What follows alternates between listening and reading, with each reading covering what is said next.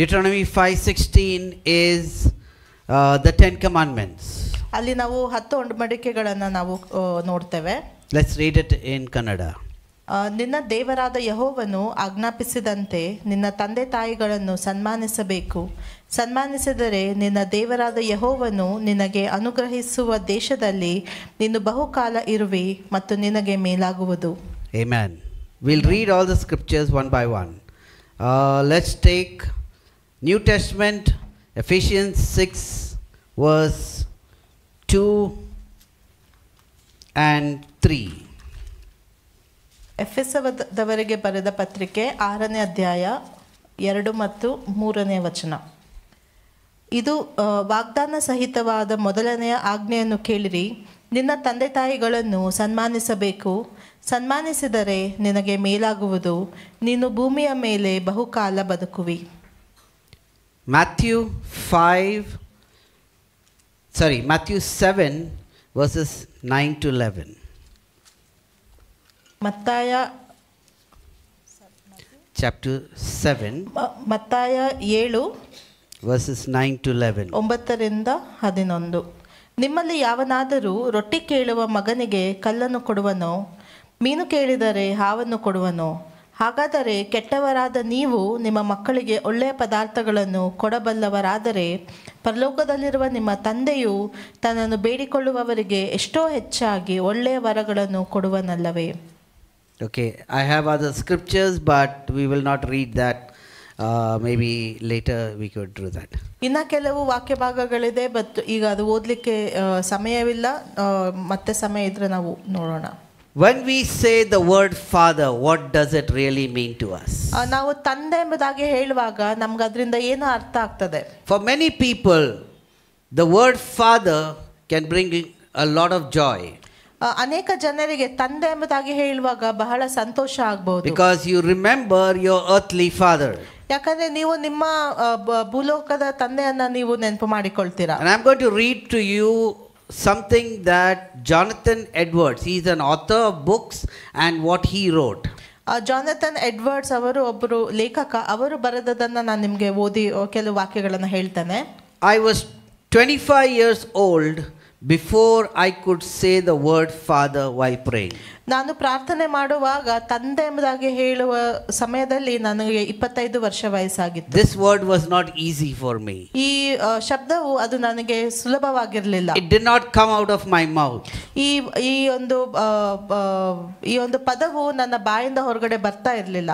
Many of my Christian friends, for them the word father was such a joy. ನನ್ನ ಅನೇಕ ಕ್ರೈಸ್ತ ಸ್ನೇಹಿತರಿಗೆ ತಂದೆ ಎಂಬುದಾಗಿ ಹೇಳುವಾಗ ಬಹಳ ಸಂತೋಷವನ್ನು ತರ್ತಾ ಇತ್ತು. But for me that word meant nothing in my life. ಆದ್ರೆ ನನ್ನ ಜೀವಿತದಲ್ಲಿ ಆ ಒಂದು ಪದಕ್ಕೆ ಯಾವುದೇ ಅರ್ಥ ಇರಲಿಲ್ಲ. But on the other side it meant a lot for me. ಆದ್ರೆ ಇನ್ನೊಂದು ರೀತಿಯಾಗಿ ನೋಡುವಾಗ ಅದು ನನಗೆ ಬಹಳ ಅರ್ಥವನ್ನು ಕೊಡುವಂತದಾಗಿತ್ತು. It hit me in my heart when I said the word father. ನಾನು ತಂದೆ ಎಂಬುದಾಗಿ ಹೇಳುವಾಗ ಅದು ನನ್ನ ಹೃದಯಕ್ಕೆ ಅದು ನಾಟಿತು. It brought memories of broken things in my home. ನನ್ನ ಮನೆಯಲ್ಲಿ ಮುರಿದಂತ ಒಂದು ವಸ್ತುಗಳ ನೆನಪನ್ನ ನನಗೆ ಅದು ತರ್ತಾ ಇತ್ತು. It brought fear in my heart. ನನ್ನ ಹೃದಯದಲ್ಲಿ ಭಯವನ್ನ ತರ್ತಾ ಇತ್ತು. It brought hurtful memories to me. ಮತ್ತು ಬಹಳ ನೋವಾದ ಒಂದು ನೆನಪುಗಳನ್ನ ಅದು ನನಗೆ ನೆನಪು. How am I to use that? This is his words. How am I to use the word father in my prayer? ನಾನು ಈ ರೀತಿಯಾಗಿ ಇರುವಾಗ ಈ ತಂದೆ ಎಂಬುವ ಶಬ್ದವನ್ನ ಹೇಗೆ ನನ್ನ ಪ್ರಾರ್ಥನೆಯಲ್ಲಿ when my father was not what a parent should be? ಯಾಕೆಂದ್ರೆ ನನ್ನ ತಂದೆ ಒಂದು ತಂದೆ ಇರುವಂತ ರೀತಿಯಲ್ಲಿ ಇರಲಿಲ್ಲ. How can I call God a father? ನಾನು ದೇವರನ್ನ ತಂದೆ ಎಂಬುದಾಗಿ ಹೇಗೆ ಕರೆಯಲಿಕ್ಕೆ when my father did things that was not meant to be done by a father? ಯಾಕಂದ್ರೆ ನನ್ನ ತಂದೆ ಮಾಡಬಾರದಂತ ಕಾರ್ಯಗಳನ್ನ ಮಾಡ್ತಾ ಇದ್ರು. It was when I say the word father to God, it meant like calling an apple an orange. ನಾನು ದೇವರಿಗೆ ತಂದೆ ಎಂಬುದಾಗಿ ಕರೆಯುವಾಗ ಒಂದು ಸೇಬನ್ನ ನಾನು ಕಿತ್ತಳೆ ಹಣ್ಣು ಎಂಬುದಾಗಿ ಹೇಳಿದಂತ ರೀತಿಯಲ್ಲಿ ನನಗೆ ಅರ್ಥ ಆಗ್ತದೆ. I really don't know what it means in your life. ನಿಮ್ಮ ಜೀವಿತದಲ್ಲಿ ತಂದೆ ಅಂದ್ರೆ ಏನು ಎಂಬುದಾಗಿ ನನಗೆ ಗೊತ್ತಿಲ್ಲ. The word father would bring good memories as well as probably bad memory. ತಂದೆ ಎಂಬುದಾಗಿ ಹೇಳುವಾಗ ಒಳ್ಳೆಯ ನೆನಪುಗಳು ಬರ್ಬೋದು, ಇಲ್ಲ ಕೆಟ್ಟ ನೆನಪುಗಳು There are ಬರ್ಬೋದು. different types of fathers. ಬೇರೆ ಬೇರೆ ರೀತಿಯಾದ ತಂದೆಗಳಿದ್ದಾರೆ. Now every one of us have two fathers. ನಮ್ಮೆಲ್ಲರಿಗೆ ಕೂಡ ಇಬ್ಬರು ತಂದೆಯರಿದ್ದಾರೆ. Now you're wondering how can it be? ಇದು ಹೇಗೆ ಸಾಧ್ಯ ಎಂಬುದಾಗಿ ನೀವು ಯೋಚನೆ Everybody ಮಾಡ್ಬೋದು. say two fathers in Kannada. ಎಲ್ಲರೂ ಹೇಳಿ ಎರಡು ತಂದೆಗಳು. How can we have two fathers? ನಮ್ಗೆ ಇಬ್ರು ತಂದೆಗಳು ಇರ್ಲಿಕ್ಕೆ ಹೇಗೆ ಸಾಧ್ಯ? One is my earthly father. ಒಂದು ನನ್ನ ಲೌಕಿಕವಾದ ತಂದೆ, and one is my heavenly father. ಎರಡನೆಯವರು ನನ್ನ ಭೂಲೋಕದ ಪರಲೋಕದ ತಂದೆ. Amen. Amen. Before my earthly father saw me, there is a father in heaven who saw me. ನನ್ನ ಲೌಕಿಕವಾದ ತಂದೆ ನನ್ನ ನೋಡುವುದಕ್ಕಿಂತ ಮುಂಚೆ ನನ್ನ ಪರಲೋಕದಲ್ಲಿರುವ ತಂದೆ ನನ್ನನ್ನು So ನೋಡಿದ್ದಾರೆ. our life is a story of two fathers. ನಮ್ಮ ಜೀವಿತ ಅದು ಎರಡು ತಂದೆಗಳ ಕಥೆಯಾಗಿದೆ. Now sometimes, fathers think that they have to be very authoritative in the home. ಕೆಲವು ಸಲ ತಂದೆಗಳು ಅನ್ಕೊಳ್ತಾರೆ ಅವರು ಬಹಳ ಅಧಿಕಾರವನ್ನ ಚಲಾಯಿಸಬೇಕು ಮನೆಯಲ್ಲಿ ಎಂಬುದಾಗಿ. Different types of fathers, okay? ಬೇರೆ ಬೇರೆ ರೀತಿಯಾದ ತಂದೆ. And I'm not talking about spiritual fathers here. ನಾನು ಇಲ್ಲಿ ಆತ್ಮಿಕವಾದ ತಂದೆಗಳ ಬಗ್ಗೆ ನಾನು I'm ಮಾತಾಡ್ತಾ talking ಇಲ್ಲ. about our natural father. ಆದ್ರೆ ನಮ್ಮ ವೈಯಕ್ತಿಕವಾದ ತಂದೆಯ ಬಗ್ಗೆ ನಾನು ಮಾತಾಡ್ತಾ ಇದ್ದೆ. My father was an authoritative person. ನನ್ನ ತಂದೆ ಬಹಳ ಅಧಿಕಾರವುಳ್ಳಂತ ಮನುಷ್ಯನಾಗಿದ್ರು. Some of you may have fathers who had military style rule in the home. ನಿಮ್ಮಲ್ಲಿ ಕೆಲವರಿಗೆ ತಂದೆಗಳು ಒಂದು ಮಿಲಿಟರಿ ರೀತಿಯಲ್ಲಿ ಮನೆಯಲ್ಲಿ ನಿಮ್ಮನ್ನ ಬೆಳೆಸಿರಬಹುದು. Now some of us probably had alcoholic fathers. ನಮ್ಮಲ್ಲಿ ಕೆಲವರಿಗೆ ಕುಡಿಯುತ್ತಾ ಇರುವಂತ ತಂದೆಗಳಿದ್ದಿರಬಹುದು. Some of them, one of us may have workaholic fathers, and that's what I'm seeing in this generation today. ನಮ್ಮಲ್ಲಿ ಕೆಲವರಿಗೆ ಬಹಳ ಕೆಲಸದಲ್ಲಿ ತಮ್ಮನ್ನ ತಲ್ಲಿನ ಮಾಡಿಕೊಳ್ಳುವಂತ ತಂದೆಗಳಿದ್ದಿರಬಹುದು. We are not going to talk about mothers today. On another day we will do that. ಇವತ್ತು ನಾವು ತಾಯಿಗಳ ಬಗ್ಗೆ ಮಾತಾಡೋದಿಲ್ಲ, ಅದಕ್ಕೆ ಬೇರೆ ದಿನ ಇದೆ. Workaholic fathers will be all the time primary priority in their life is their work. ಕೆಲಸದಲ್ಲಿ ಇಷ್ಟಪಡುವಂತ ತಂದೆಗಳು ಅವರು ಯಾವಾಗ್ಲೂ ಕೆಲಸದ ಬಗ್ಗೆ ಯೋಚನೆ ಮಾಡ್ತಾ So ಇರ್ತಾರೆ. you will see them working on working days. You will see them working on non-working days. ಅವರು ಕೆಲಸ ಮಾಡುವಂತ ದಿನದಲ್ಲೂ ರಜೆ ದಿನದಲ್ಲೂ ಅವರು ಕೆಲಸ ಮಾಡೋದನ್ನ ನೀವು ನೋಡ್ತೀರಾ. They go on a holiday with the family, but they still are working. ಅವರು ಕುಟುಂಬದೊಟ್ಟಿಗೆ ಒಂದು ರಜೆಗೆ ಹೋಗ್ತಾರೆ, ಅಲ್ಲಿ ಕೂಡ ಅವರು ಕೆಲಸ ಮಾಡ್ತಾ ಇರ್ತಾರೆ. They will have their laptops open. ಅವರ ಲ್ಯಾಪ್ಟಾಪ್ ಯಾವಾಗ್ಲೂ ತೆರೆದಿರುತ್ತೆ. Even in the home. ಮನೆಯಲ್ಲಿ ಕೂಡ. Their children have to call them daddy twice to get their attention. ಅವರೊಂದು ಕೇಳ್ಬೇಕಂದ್ರೆ ಅವರು ಮಕ್ಕಳು ತಂದೆಯನ್ನ 2 ಸಲ ಕರಿಬೇಕು. Workaholic fathers do not have time for their children. ಕೆಲಸ ಅತಿಯಾಗಿ ಕೆಲಸ ಮಾಡುವಂತ ತಂದೆಗಳಿಗೆ ತಮ್ಮ ಮಕ್ಕಳಿಗಾಗಿ ಸಮಯ ಇಲ್ಲ. Then there are alcoholic fathers ಮತ್ತು ಕುಡುಕ ತಂದೆಗಳು who ruin their family and their own life by drinking and abusing. ಅವರು ಕುಡಿದು ತಮ್ಮ ಮತ್ತು ತಮ್ಮ ಕುಟುಂಬದ ಜೀವನವನ್ನು ಅವರು ಹಾಳು ಮಾಡ್ತಾರೆ. Then we have abusive fathers. ಮತ್ತು ಹಾನಿ ಮಾಡುವಂತ ತಂದೆಗಳು. Some fathers are irresponsible. They don't take care of their family. ಕೆಲವು ತಂದೆಗಳು ಅವರು ತಮ್ಮ ಕುಟುಂಬವನ್ನ ಅವರು ನೋಡಿಕೊಳ್ಳೋದಿಲ್ಲ. I know of some of families where the man of the home has never worked and brought bread on the table in the home. ಕೆಲವು ಮನೆಗಳಲ್ಲಿ ತಂದೆಯಂದಿರು ಒಂದು ದಿನ ಕೂಡ ಕೆಲಸ ಮಾಡಿ ಮನೆಗೆ ಒಂದು ಊಟವನ್ನ ಮಕ್ಕಳಿಗೆ ತಂದು ಹಾಕಿರೋದಿಲ್ಲ. Irresponsible fathers. ಬೇಜವಾಬ್ದಾರಿಯಾದ ತಂದೆಗಳು. Then we have situations where the father died when the child was young. ಕೆಲವು ಸಮಯದಲ್ಲಿ ನಾವು ನೋಡ್ತೇವೆ ಮಕ್ಕಳು ಸಣ್ಣವರಾಗಿದ್ದಾಗ ತಂದೆ ಸತ್ತು ಹೋಗಿರ್ತಾರೆ. Leaving the mother to bring up the children. ಆಗ ತಾಯಿ ತಾನೇ ಮಕ್ಕಳನ್ನ ಬೆಳೆಸಬೇಕಾಗಿರುವಂತ ಸಂದರ್ಭ. Then we have stepfathers. ಮತ್ತು ಮಲ ತಂದೆಗಳು. When I look at people's lives, ನಾನು ಜನರ ಜೀವನವನ್ನ ನೋಡುವಾಗ no mother will get married again unless it is for their own children to bring them up. ತಾಯಿ ಕೂಡ ತನ್ನ ಮಕ್ಕಳಿಗಾಗಿ ಹೊರತಾಗಿ ಇನ್ನೊಂದು ಮದುವೆಯನ್ನ ಮಾಡಿಕೊಳ್ಳುವುದಿಲ್ಲ. That's when stepfathers come in.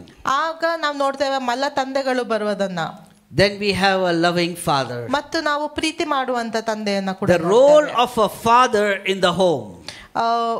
ಮನೆಯಲ್ಲಿ ಒಂದು ತಂದೆಗೆ ಇರುವಂತ ಒಂದು ಜವಾಬ್ದಾರಿ. Some of us are distant from our father. We have not connected. ನಮ್ಮಲ್ಲಿ ಕೆಲವರು ನಮ್ಮ ತಂದೆಯರಿಂದ ಬಹಳ ದೂರವಾಗಿದ್ದೇವೆ. I've also noticed that girls are more attached to their fathers.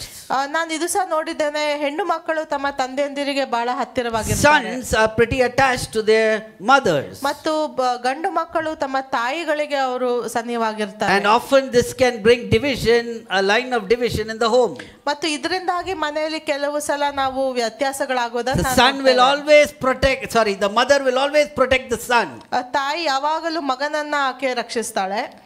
But unless if this happens in a normal family, ಇದನ್ನ ನಾವು ಸಾಧಾರಣವಾದ ಒಂದು ಕುಟುಂಬದಲ್ಲಿ ಆಗೋದನ್ನ but when a father who is a protector becomes abusive, ಆದ್ರೆ ರಕ್ಷಣೆ ಮಾಡಬೇಕಾದ ತಂದೆ ತಾನಾಗೆ ಹಾನಿ ಮಾಡ್ಲಿಕ್ಕೆ ಬರುವಾಗ the daughter's life is so affected.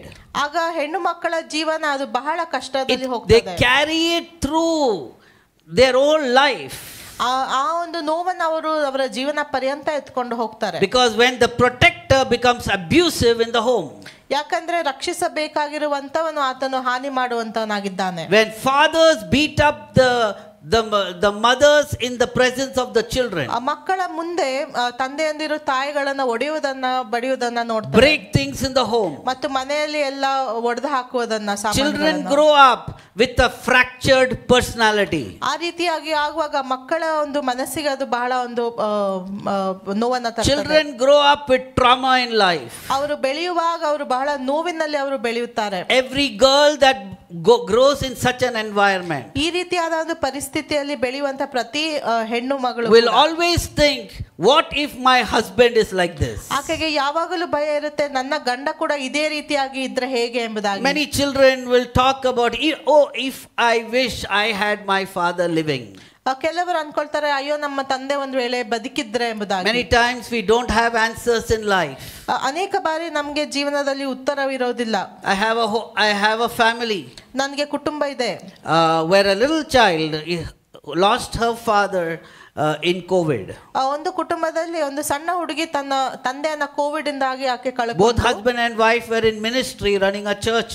ಗಂಡ ಹೆಂಡತಿ ಇಬ್ರು ಸೇವೆಯಲ್ಲಿ ಇದ್ದು ಸಭೆಯನ್ನ ನಡೆಸ್ತಾ ಇದ್ರು. When that little child, ಆದ್ರೆ ಆ ಸಣ್ಣ ಮಗಳು sees other fathers coming to school, ಬೇರೆ ತಂದೆಯಂದಿರು ಶಾಲೆಗೆ ಬರೋದನ್ನ ನೋಡುವಾಗ she says, ಆಕೆ ಈ ರೀತಿಯಾಗಿ ಹೇಳ್ತಾಳೆ, my daddy is in heaven. ನನ್ನ ತಂದೆ ಅವರು ಸ್ವರ್ಗದಲ್ಲಿದ್ದಾರೆ. So one incident that took place, one of our pastors was sitting in a hotel. ಒಂದು ಸಲ ನಮ್ಮ ಒಬ್ರು ಪಾಸ್ಟರ್ ಅವರು ಹೋಟೆಲ್ ಅಲ್ಲಿ ಕೂತ್ಕೊಂಡಿದ್ರು with his daughter. ಅವರು ತನ್ನ ಮಗಳೊಂದಿಗೆ ಕೂತಿದ್ರು. So he took this child and her elder sister to the hotel with her. ಅವರು ಈ ಮಗು ಮತ್ತು ಅಕ್ಕನನ್ನ ಕೂಡ ತನ್ನೊಟ್ಟಿಗೆ ಕರ್ಕೊಂಡು ಹೋಗಿದ್ರು ಹೋಟೆಲ್ಗೆ. And so he put his hand over his own daughter who's sitting next to.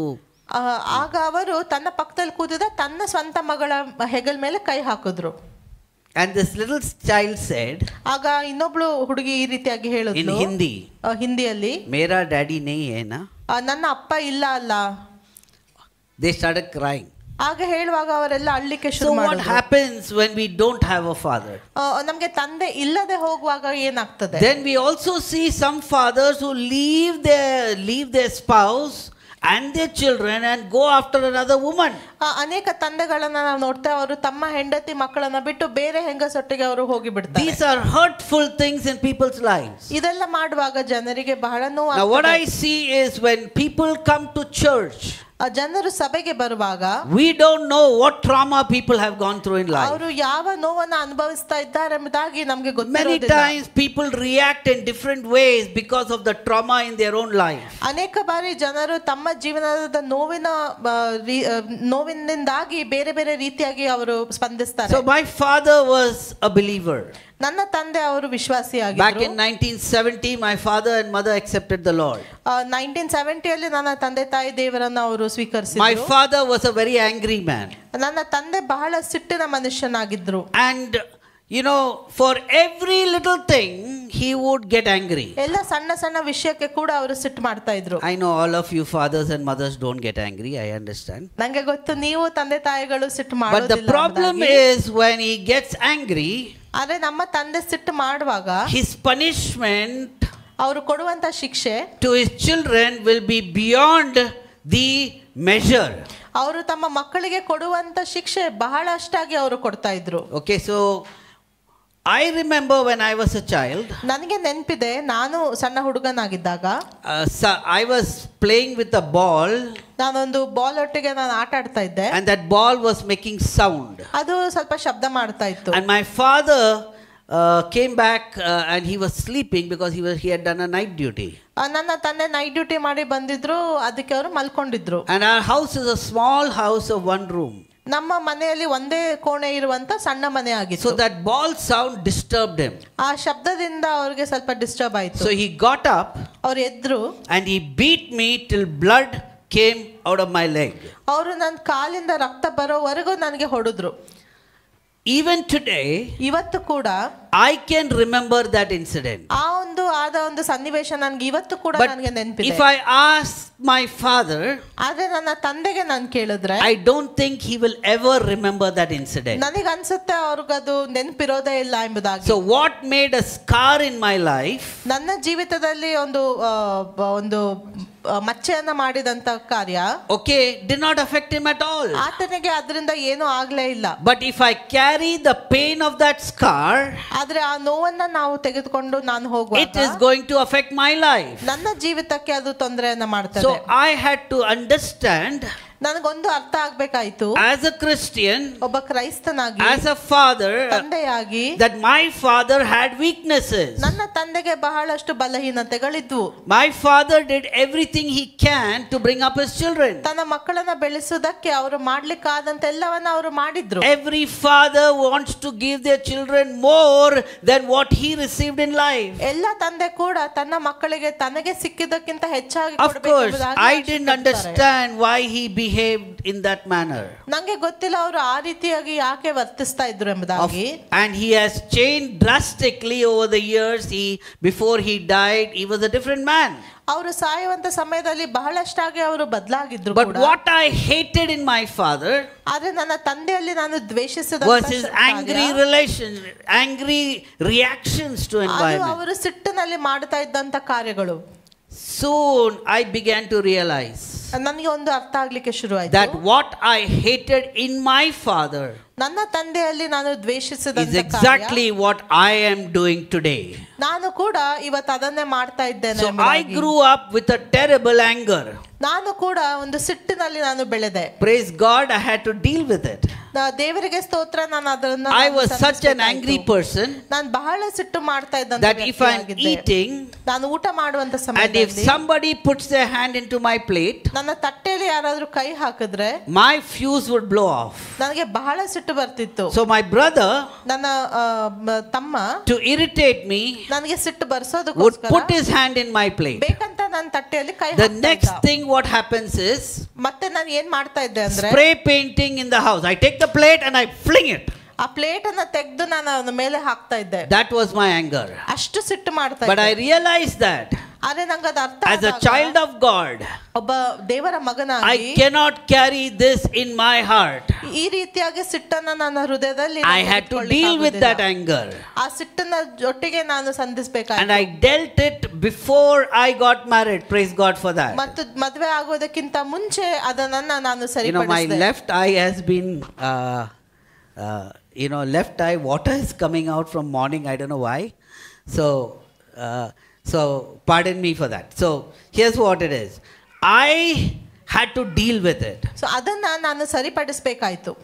And I began to deal with it. ಮತ್ತು ಆ ಸಿಟ್ಟಿನೊಟ್ಟಿಗೆ ಅದನ್ನ ನಾನು I ಸರಿಪಡಿಸಲಿಕ್ಕೆ would ಶುರು begin ಮಾಡಿದೆ. the day by praying, God, help me that I will not get angry today. ನಾನು ಬೆಳಿಗ್ಗೆ ಪ್ರಾರ್ಥನೆ ಮಾಡ್ತಾ ಇದ್ದೆ, ದೇವರೇ ನನಗೆ ಸಿಟ್ಟು ಬರ್ದೇ ಇರುವಂತೆ ನನಗೆ ಸಹಾಯ ಮಾಡು.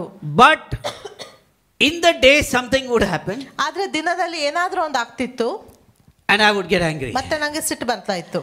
I prayed every day. ಪ್ರತಿದಿನ ನಾನು ಪ್ರಾರ್ಥಿಸ್ತಾ God, ಇದ್ದೆ, I want to overcome this. ಇದನ್ನ ನಾನು ಎದುರಿಸಬೇಕು. And as I began to pray, one day the anger did not go. ನಾನು ಪ್ರಾರ್ಥಿಸಲಿಕ್ಕೆ ಶುರು ಮಾಡಿದಾಗ ಒಂದು ದಿನದಲ್ಲಿ ನನ್ನ ಸಿಟ್ಟು ಕಡಿಮೆ ಆಗಲಿಲ್ಲ. But slowly I realized ಆದ್ರೆ ನಿಧಾನವಾಗಿ ನನಗೆ ಅರಿವಾಗಲಿಕ್ಕೆ that ಶುರು I need to have faith in God to overcome this. ಇದನ್ನ ಎದುರಿಸಲಿಕ್ಕೆ ನನಗೆ ದೇವರಲ್ಲಿ ನಂಬಿಕೆ ಕೂಡ ಇರಬೇಕು ಎಂಬುದಾಗಿ. If I can overcome my own weaknesses on my own, I don't need God. ನನ್ನ ಬಲಹೀನತೆಯನ್ನ ನಾನು ಸ್ವತಃ ನಾನೇ ಎದುರಿಸಲಿಕ್ಕೆ ಶಕ್ತಿ ಇದ್ರೆ ನನಗೆ ದೇವರ ಅವಶ್ಯಕತೆ ಇಲ್ಲ. And slowly I began to realize that this anger is getting out of my life. ನಿಧಾನವಾಗಿ ನಾನು ನೋಡ್ತಾ ಇರುವಾಗ ನನ್ನ ಸಿಟ್ಟು ನನ್ನ ಜೀವನವನ್ನ ಬಿಟ್ಟು ಹೋಗ್ತಾ ಇತ್ತು. Till a point in my life that thing was dead and completely dealt with. ಒಂದು ಸಮಯ ಬಂತು, ಆವಾಗ ಅದನ್ನ ಸಂಪೂರ್ಣವಾಗಿ ನಾನು ಎದುರಿಸಿ ಆ ಸಿಟ್ಟು ಸಂಪೂರ್ಣವಾಗಿ ಹೋಯಿತು. My wife is witness here. ನನ್ನ ಹೆಂಡತಿ ಅದಕ್ಕೆ ಸಾಕ್ಷಿಯಾಗಿದ್ದಾರೆ. That God dealt with this before our marriage. ಅದು ನಮ್ಮ ಮದುವೆಗಿಂತ ಮುಂಚೆ ದೇವರು ಇದನ್ನ ಸರಿಪಡಿಸಿದ. I have never raised my hand on my wife. ನನ್ನ ಹೆಂಡತಿಯ ಮೇಲೆ ನಾನು ಯಾವಾಗಲೂ ಕೈ ಎತ್ತಿಲ್ಲ. And I don't even remember whether I raised my hand on my son. ಮತ್ತು ನನ್ನ ಮಗನ ಮೇಲೆ ಕೂಡ ಕೈ ಎತ್ತಿರುವಂತದ್ದು ನನಗೆ ನೆನಪಿಲ್ಲ. So when I see even my own father, because when he is angry he will beat more than what was required. ನನ್ನ ತಂದೆ ಕೂಡ ಸಿಟ್ಟಿನಲ್ಲಿ ಬೇಕಾಗಿರೋದಕ್ಕಿಂತ ಹೆಚ್ಚಾಗಿ ಹೊಡಿತಾ ಇದ್ರು. So the punishment was disproportionate to the act or the wrong.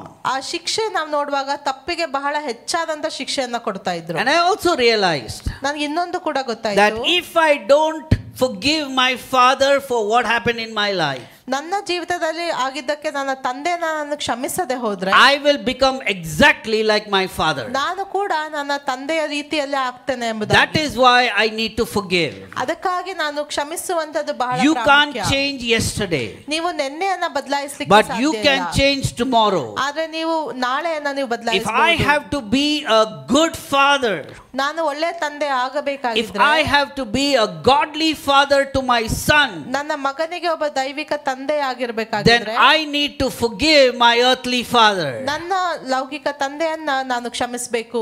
Every father has good and bad.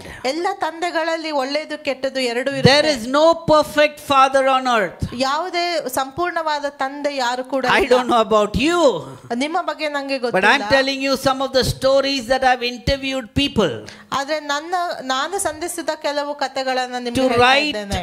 this message.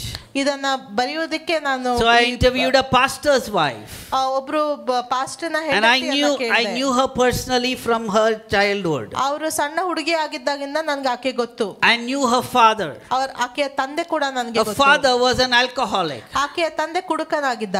Every day evening ಪ್ರತಿದಿನ ಸಾಯಂಕಾಲ they would dread the father coming home. ತಂದೆ ಮನೆಗೆ ಬರೋದನ್ನ ಮಕ್ಕಳೆಲ್ಲ ಹೆದರ್ತಾ ಇದ್ರು. They know when the knock on the door takes place, ಅವ್ರಿಗೆ ಗೊತ್ತು ಮನೆಯಲ್ಲಿ ಬಾಗಿಲು the ತಟ್ಟಲ್ಪಡುವಾಗ next thing is mommy would get beaten.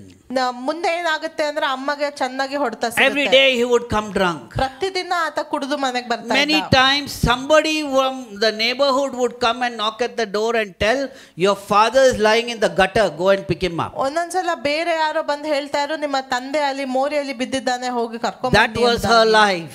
ಆ ರೀತಿಯಾದ ಒಂದು But ಜೀವನ. thank God, ದೇವರಿಗೆ ಸ್ತೋತ್ರ. her father accepted the Lord, ಆ ತಂದೆ ಕರ್ತನನ್ನ ಆತನು and ಸ್ವೀಕರಿಸಿದ he was a changed man. ಮತ್ತು ಆತ ಬದಲಾಯಿದ. God brings transformation in our lives ದೇವರು ನಮ್ಮ ಜೀವಿತದಲ್ಲಿ ಬದಲಾವಣೆಯನ್ನ ತರ್ತಾನೆ. only if we allow God to work and give God the permission to work in our lives. ಅದು ಯಾವಾಗ ಅಂದ್ರೆ ನಾವು ಆತನಿಗೆ ಅದನ್ನ ಮಾಡ್ಲಿಕ್ಕೆ ಅನುಮತಿಯನ್ನ ಕೊಟ್ಟಾಗ We ಮಾತ್ರ. don't like to talk about hurtful things. ನಮ್ಗೆ ನೋವು ತರುವಂತ ಸಂಗತಿಗಳ ಬಗ್ಗೆ We push it ಮಾತಾಡೋದು back in the memories. I don't want to even think about it. ಅದರ ಬಗ್ಗೆ ನಾವು ಯೋಚನೆಯನ್ನು ಕೂಡ ಮಾಡದೆ ಅದನ್ನ ಹಿಂದಕ್ಕೆ But ಸರಿಸ್ತೇವೆ. unless you allow God to deal with those areas, ಆದ್ರೆ ಅದರಲ್ಲಿ ದೇವರು ಕಾರ್ಯ ಮಾಡೋದಕ್ಕೆ ನೀವು ಬಿಡದೆ ಹೋದ್ರೆ, slowly as age catches up, ನೀವು ವಯಸ್ಸಾಗ್ತಾ ಇರುವಾಗ those things that you hated will come up in your life. ನೀವು ದ್ವೇಷಿಸಿದಂತ ಕಾರ್ಯಗಳನ್ನ ನೀವು ಮಾಡ್ಲಿಕ್ಕೆ ಅದು So ಸಾಧ್ಯವಾಗ್ತದೆ. we're talking about two fathers. ನಾವು ಇಬ್ಬರು ತಂದೆಗಳ ಬಗ್ಗೆ ಮಾತಾಡ್ತಾ And ಇದ್ದೇವೆ. how can I forgive my earthly father when he did so much? ನನ್ನ ಲೌಕಿಕ ತಂದೆ ಇಷ್ಟೆಲ್ಲ ಮಾಡಿದಾಗ ಹೇಗೆ ಅವರನ್ನ ನಾನು ಕ್ಷಮಿಸಲಿಕ್ಕೆ Some ಸಾಧ್ಯ? of you probably, if the father has left the family and gone away and married somebody else, it brings so much pain. ಕೆಲವರಿಗೆ ಒಂದು ವೇಳೆ ತಂದೆ ನಿಮ್ಮನ್ನ ಬಿಟ್ಟು ಬೇರೆ ಕುಟುಂಬಕ್ಕೆ ಹೋಗಿದ್ರೆ ಎಷ್ಟು ನೋವನ್ನ How can a ತರುವಂತ child growing up in that home ಆ ಮನೆಯಲ್ಲಿ ಬೆಳೆಯುವಂತ ಮಗು be healed ಹೇಗೆ ಅದೊಂದು ವಾಸಿ emotionally, ಸಾಧ್ಯ?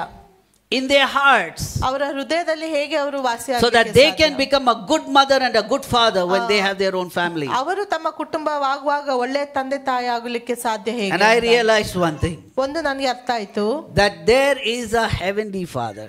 ನಮ್ಮ ಪರಲೋಕದ ತಂದೆ ಕೂಡ My ಇದ್ದಾರೆ. earthly father is imperfect, ನನ್ನ ಲೌಕಿಕ ತಂದೆ ಅವರು ಸರಿಯಾಗಿಲ್ಲದೆ ಇರಬಹುದು, but the initiation of my life, ಆದ್ರೆ ನನ್ನ ಜೀವನ ಶುರುವಾದಂತದ್ದು before I was born, ನಾನು ಹುಟ್ಟೋದಕ್ಕಿಂತ ಮುಂಚೆ it began with my heavenly ಅದು father. ನನ್ನ ಪರಲೋಕದ ತಂದೆ ಒಟ್ಟಿಗೆ ಪ್ರಾರಂಭವಾಗಿದೆ. Before you were born, ನೀವು ಹುಟ್ಟುವುದಕ್ಕಿಂತ ಮುಂಚೆ, before your mother held you in her hand, ನಿಮ್ಮ ತಾಯಿ ನಿಮ್ಮನ್ನ ತನ್ನ ಕೈಯಲ್ಲಿ in fact, ಹಿಡ್ಕೊಳ್ಳೋದಕ್ಕಿಂತ even ಮುಂಚೆ, before you were conceived in your mother's womb, ನೀವು ನಿಮ್ಮ ತಾಯಿ ಗರ್ಭದಲ್ಲಿ ಹುಟ್ಟುವುದಕ್ಕಿಂತ ಮುಂಚೆ you were in the heart of God. ನೀವು ದೇವರ ಹೃದಯದಲ್ಲಿ ಹುಟ್ಟಿದ್ರಿ. God knew your name. ದೇವರಿಗೆ ನಿಮ್ಮ ಹೆಸರು God ಗೊತ್ತಿತ್ತು. knew the date you will be born. ನೀವು ಹುಟ್ಟುವಂತ ದಿನ ದೇವರಿಗೆ ಗೊತ್ತಿತ್ತು. God saw you your unformed shape in your mother's womb. ನಿಮ್ಮ ತಾಯಿಯ ಗರ್ಭದಲ್ಲಿ ನಿಮ್ಮನ್ನ ದೇವರು ಅವಾಗಲೇ ಸೃಷ್ಟಿಸಿದ್ದ.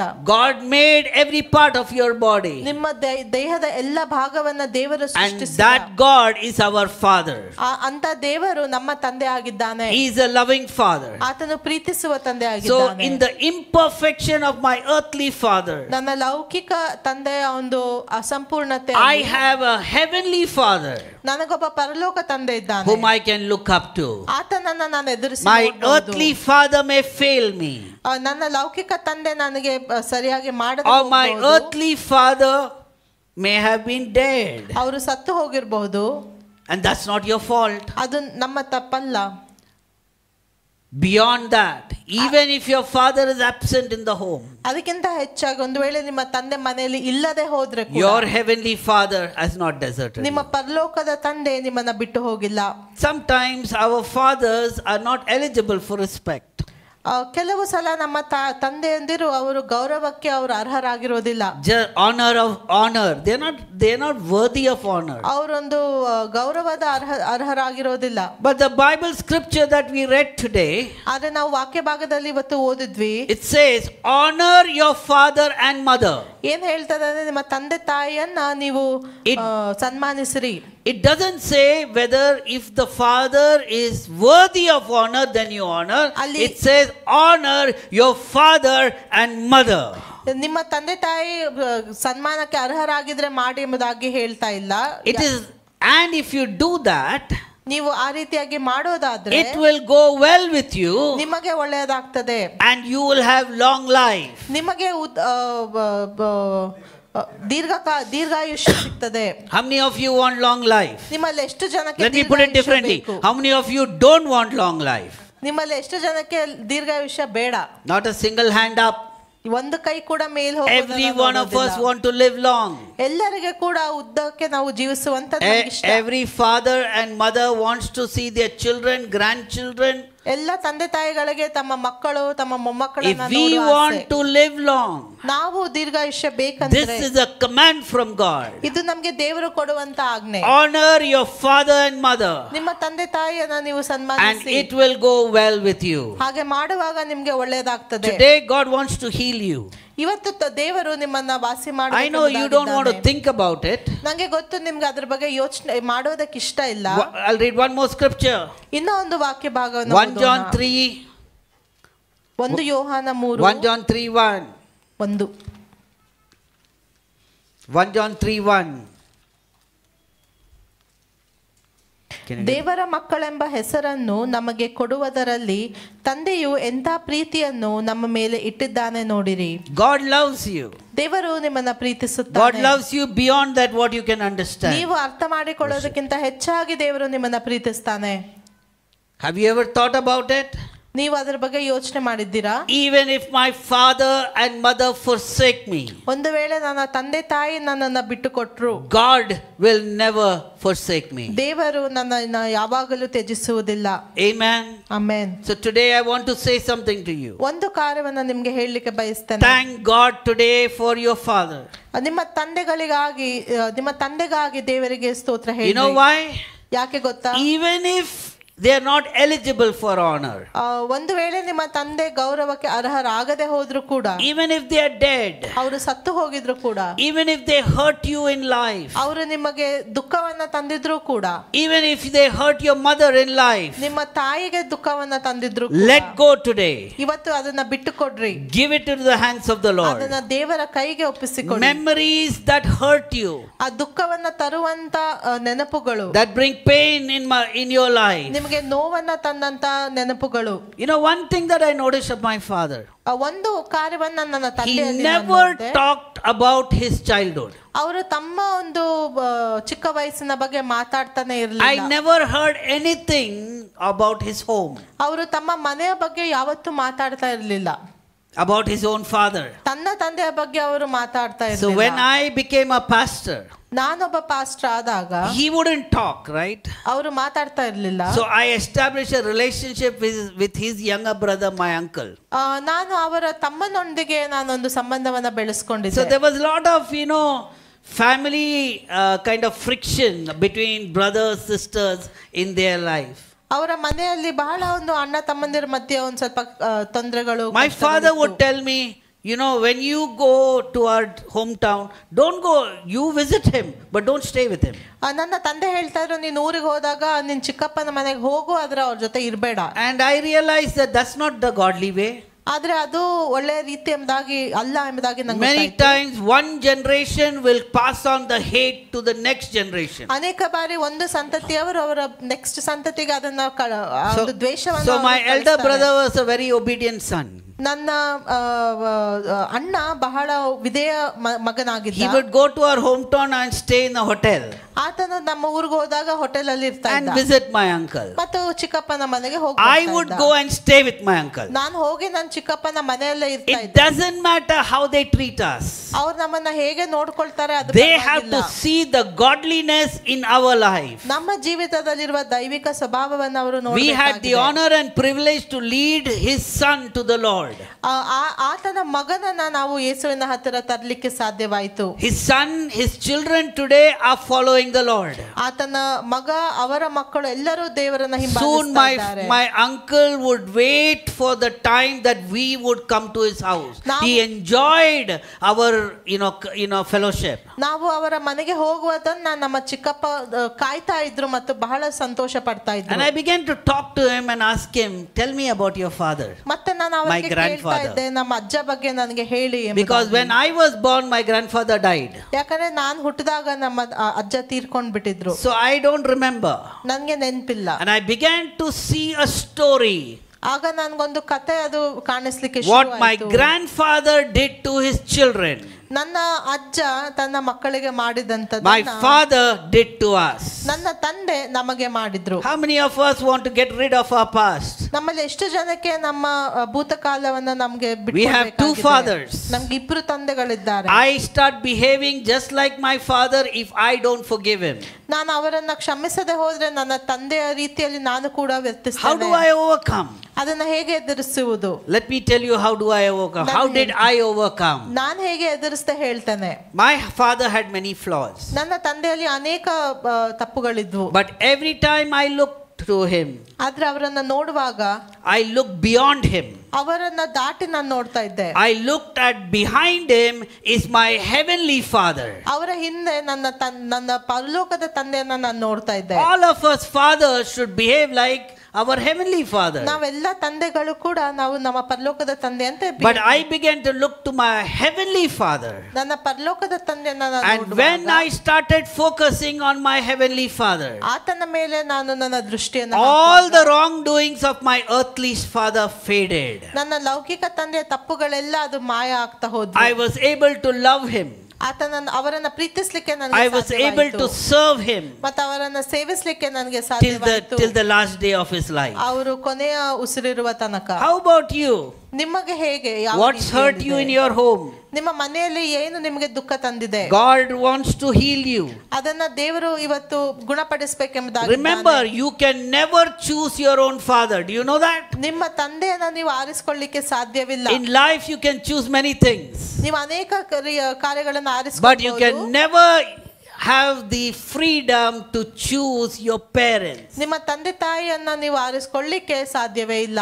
And I want you to know, why should I honor my father and mother? ನೀವು ಯಾಕೆ ತಂದೆ ತಾಯಿನ ಸನ್ಮಾನಿಸಬೇಕು ಅದನ್ನ ಅರ್ಥ ಮಾಡಿಕೊಳ್ಳಿ. If your father was not there, you would not have been born. ನಿಮ್ಮ ತಂದೆ ಇಲ್ಲದೆ ಹೋಗಿದ್ದಿದ್ರೆ ನೀವು ಕೂಡ ಇರ್ತಾ ಇರಲಿಲ್ಲ.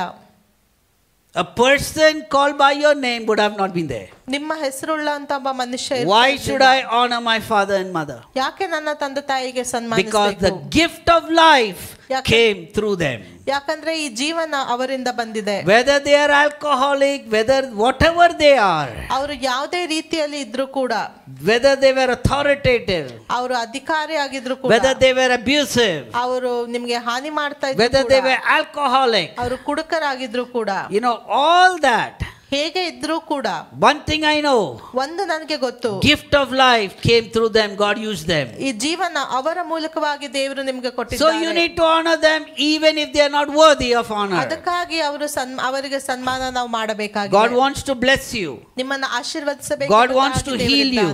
ನಿಮ್ಮನ್ನ ಸ್ವಸ್ಥಪಡಿಸಬೇಕೆಂಬುದಾಗಿ. When you give grace to your parents' shortcoming, ನಿಮ್ಮ ತಂದೆ ತಾಯಿಗಳಿಗೆ ನೀವು ಕೃಪೆಯನ್ನು ನೀಡುವಾಗ, okay, shortcoming, then God will give you grace in your life. ನಿಮ್ಮ ಜೀವಿತದಲ್ಲಿ ಕೂಡ ದೇವರು ಕೃಪೆಯನ್ನು ನೀಡುವ ಆತನಾಗಿದ್ದಾನೆ. Love your father and mother. ನಿಮ್ಮ ತಂದೆ ತಾಯಿಯನ್ನ ಪ್ರೀತಿಸಿ, honor the Lord, ಮತ್ತು ನಿಮ್ಮ ದೇವರಿಗೆ ಸನ್ಮಾನಿಸಿ, and it will go well with you.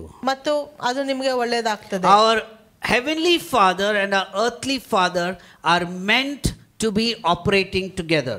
ನಮ್ಮ ಪರಲೋಕದ ತಂದೆ ಮತ್ತು ಲೌಕಿಕ ತಂದೆ ಒಟ್ಟಿಗೆ ಕೆಲಸ ಮಾಡಬೇಕಾಗಿದೆ. So therefore, ಅದಕ್ಕಾಗಿ if you want to have a good relationship with God, ನೀವು ಒಂದು ವೇಳೆ ದೇವರೊಟ್ಟಿಗೆ ಒಳ್ಳೆಯ ಸಂಬಂಧವನ್ನು ಇಟ್ಕೊಳ್ಬೇಕೆಂಬುದಾಗಿ ನಿಮ್ಗೆ ಆಸೆ ಇದ್ದರೆ, you need to have a good relationship with your earthly father. ನೀವು ನಿಮ್ಮ ಲೌಕಿಕ ತಂದೆಯೊಟ್ಟಿಗೆ ಕೂಡ ಒಳ್ಳೆಯ ಸಂಬಂಧವನ್ನ ನೀವು ಇಟ್ಕೊಳ್ಬೇಕಾಗಿದೆ. When you do that, ನೀವು ಆ ರೀತಿಯಾಗಿ ಮಾಡುವಾಗ you are honoring God's command. ನೀವು ದೇವರ ಒಡಂಬಡಿಕೆ, ನೀವು ಆಜ್ಞೆಯನ್ನ ನೀವು I don't like my father. You may say, I don't like my father. ನೀವು ಹೇಳ್ಬೋದು, ನಂಗೆ ನಮ್ಮ ಅಪ್ಪ ಇಷ್ಟ But ಇಲ್ಲ. yet if you love him, ಆದ್ರೆ ಕೂಡ ನೀವು ಅವರಿಗೆ ಪ್ರೀತಿಸಿದ್ರೆ, respect him, ಅವರನ್ನ ಸನ್ಮಾನಿಸಿದ್ರೆ, care for him, ಅವರಿಗಾಗಿ ನೀವು our heavenly father will bless your home.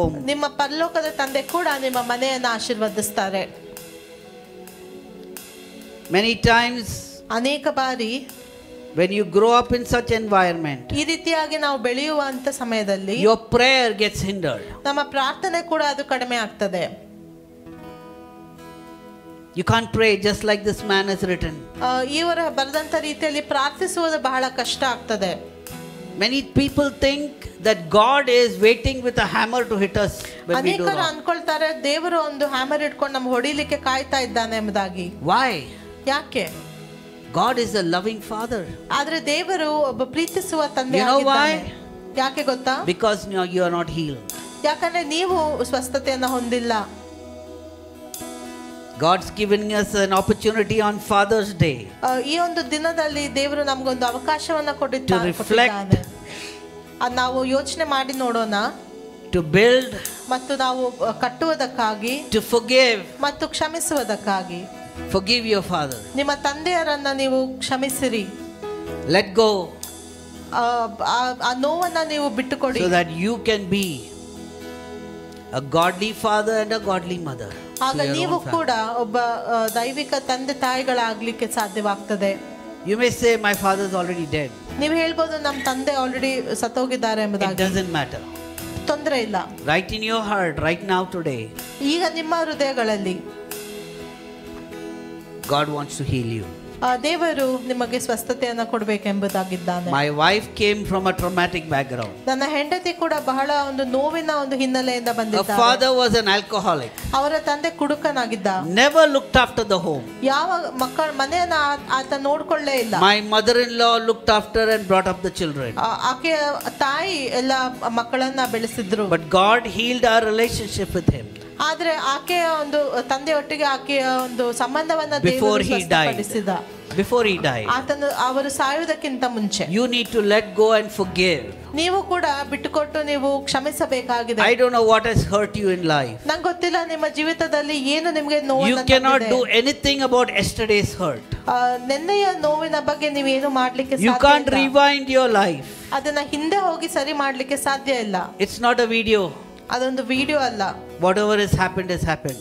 ಏನಾಗಿದೆ ಅದು ಆಗೋಗಿದೆ. But unless you let go of your past, ಆದ್ರೆ ನಿಮ್ಮ ಒಂದು ಹಿಂದಿನ ಜೀವಿತವನ್ನ ಬಿಡದೆ ಹೋದ್ರೆ you will never be able to reach where God wants you to be. ನೀವು ಎಲ್ಲಿ ಹೋಗ್ಬೇಕೆಂಬುದಾಗಿ ಬಯಸ್ತಾನ ಅಲ್ಲಿ ಹೋಗ್ಲಿಕ್ಕೆ ಸಾಧ್ಯವಾಗೋದಿಲ್ಲ. Let's worship the Lord.